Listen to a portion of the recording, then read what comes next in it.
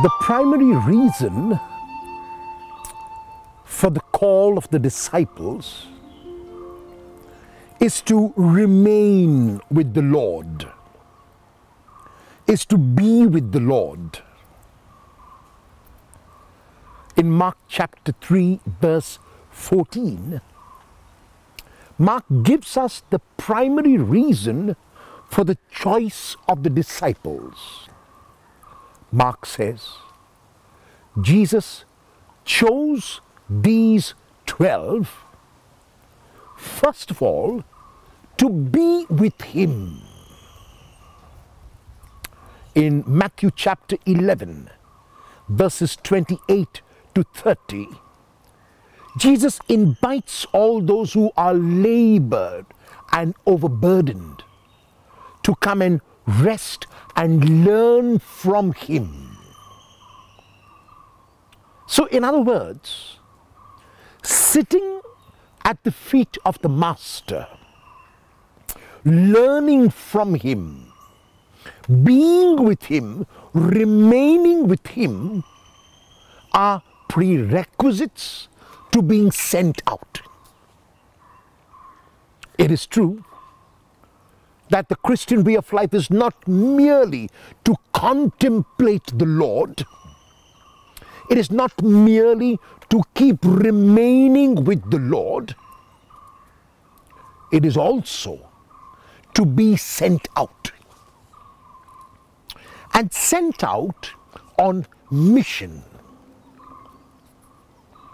This word mission is a broad word which includes every kind of activity that furthers the kingdom. So it could be verbal activity, it could be action-oriented activity, and if it results in peace and justice and love, then it is an activity which comes under this broad term of mission. All the four evangelists have in their Gospels a mission discourse. Mark chapter 6, verses 7 to 13. Matthew chapter 10, verses 1 to 42. Luke has two mission discourses in his Gospel. The first addressed to the 12 in Luke chapter 9, verses 1 to 10. And the second addressed to the 72 in Luke chapter 10, verses 1 to 10. John's mission discourse comes through the chapters from chapter 13 to 17, when Jesus speaks to his disciples about how the Father has sent him on a mission and how the disciples are to continue that mission on earth. But looking at the mission discourse in the synoptic Gospels, and very particularly in the Gospel of Matthew chapter 10, verses 1 to 42, we can see that the first thing which Jesus does in that chapter is to choose the 12. And even a cursory look at the 12 indicates to us that among the 12, there is one denier, there is one betrayer, and there are 10 who run away. This is very clearly, Jesus is choosing weak individuals. Jesus is choosing those of us who are frail. Jesus is choosing those of us who might not have too many talents and gifts. And yet, Jesus is choosing us singly and individually to further and to continue that mission. What is this mission of Jesus? The mission of Jesus is a twofold mission namely a mission to say and to do, to preach and to heal, to speak and to act. And these two, word and action, cannot really be separated from each other. A true word is a word that is acted upon. James chapter 2 verses 14 to 26 says so beautifully, if you only have faith which says to a poor man, be warm and be filled, and you don't move a finger to do anything about his poverty, then your faith is necros. Your faith is dead. Your faith is sterile. It is not a faith at all. A faith which is true faith has to show itself in works. And that is why when Jesus sends his disciples out on mission, he's sending them to speak and to act, to preach and to heal, to say and to do.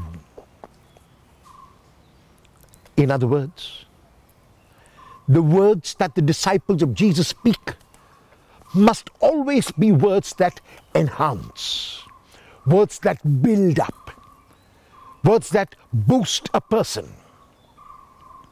And the actions, even if it is a simple touch out of love, even if it is simple alms given out of love, even if it is a simple helping hand given to someone in need, or a visit to someone who is sick in an hospital, or a reconciliation affected,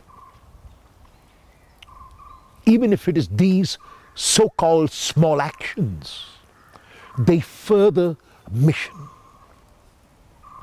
Some of us might think that mission is only the job of those who are chosen to be missionaries.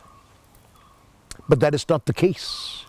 Because when Jesus sent his disciples, the 12, and in Luke the 72, they were simple people. They were a variety of people. They were people who possibly were not great speakers or great thinkers or great intellectuals.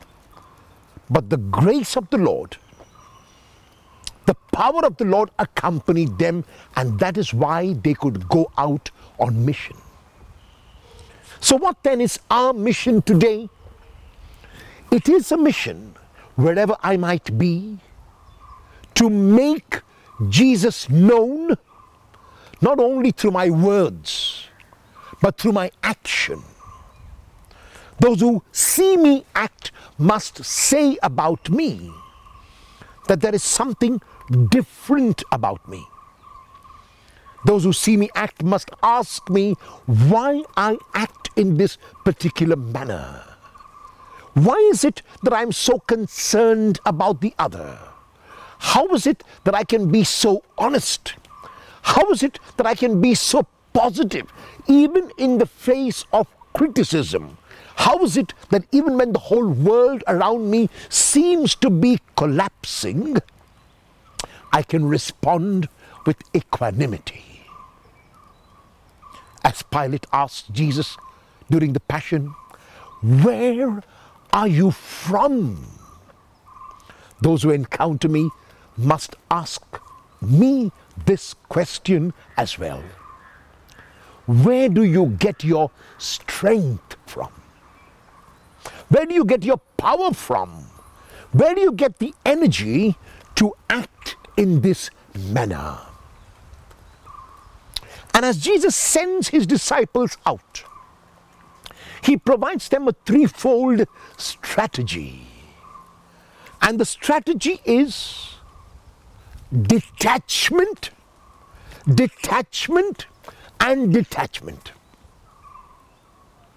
And I said a threefold strategy because the threefold detachment that Jesus calls is a detachment from things, a detachment from persons, and a detachment from events. In other words, there must be no thing or there must be nothing which prevents me from engaging in mission. If there is something which is holding me back, if there is something because of which I cannot be engaged in mission, then I need to be detached from it. If there is a person, whether it is a member of a family, whether it is an outsider or a neighbor, which is preventing me from being loving, from being kind, from being generous, if that person is preventing me from reconciling with someone, then I need to come to terms with that. I need to speak with the person concerned. I need to do all that is required to breach this relationship, to heal it, to make things well again. And it is possible there is an event, a past hurt, a past resentment, some bitterness that I'm holding. And the Lord is calling in this threefold detachment to give up that hurt, to give up that resentment, to give up that bitterness, to give up that jealousy, because it is not allowing me to be a true disciple of Jesus. And there is another detachment which the Lord calls for, and that detachment is detachment from the outcome of mission. In other words, I have to do what I have been called to do, and I leave the rest in God's hands. I do not worry about the results. I do not worry about the outcome. I do not worry about what will happen after I have engaged in mission. My focus is the activity at this moment. My focus is what I'm doing now. The later will take care of itself. The later is dependent on the this moment. And so therefore, the Lord asks us not to be anxious about the outcome, not to be anxious about the result, but to sow confident in the knowledge that He will make it grow. And because the Lord is so honest, honest to Himself and honest to His disciples, He predicts that there will be persecution. Do not be surprised then when there is persecution of the disciples of the Lord in every part of the world. As a matter of fact, when there is no persecution, then we should be worried, because it is possible that we are not doing the Lord's work then. Persecution, honestly, must open our eyes to the fact that the Lord has told us that it will be so, and that we are following so beautifully in the footsteps of the Lord. So persecution must strengthen us. Persecution must motivate us. Persecution must make us realize that, like the Lord before us, we too will overcome. Because even as the Lord predicts that as His disciples we will be persecuted, He also predicts strength at the time of persecution, and the fact that we must be unafraid. In Matthew chapter 10, in verses 26 to 33, 4 times the Lord repeats this phrase, Meun phobieste. Do not be afraid. And so, my friend, I ask you, as you go through Matthew chapter 10, verses 1 to 42, I ask you, as you read the commission of the Lord to His disciples, that you will realize that your mission today is to say and to do. Your mission today is to witness to the Lord by the kind of person that you are. Your witness today is to be detached from things, from persons, from events which prevent you from following the Lord. And your mission today is to also be detached from the outcome of mission, because the mission is not yours and mine, the mission is the Lord's. And if in the pursuit of this mission there must be persecution, rejoice, not only because the Lord has predicted it, but also because with the Lord you and I will overcome. Saint Teresa of the Child Jesus, the little flower, who was in a cloistered Carmel for all of her adult life and who died at the age of 24, is regarded by the Church as one of the patronesses of mission. Francis Xavier, who came from Spain and France to the Indies, went to Japan and wanted to go to China, who baptized so many people and built so many institutions, who was known as a saint in a hurry and who died at the age of 46, is another extreme of a patron of mission. So the Church, by placing before us Saint Teresa of the Child Jesus, the little flower, and by placing before us Francis Xavier, the saint in a hurry, is saying to us, mission is where you are. Mission is what you as an individual are called to do. The Church is saying to us that every one of us, in whatever state of life we are, is a missionary after the heart of Jesus. And so, I ask you to reflect on your mission. I ask you to reflect on your call.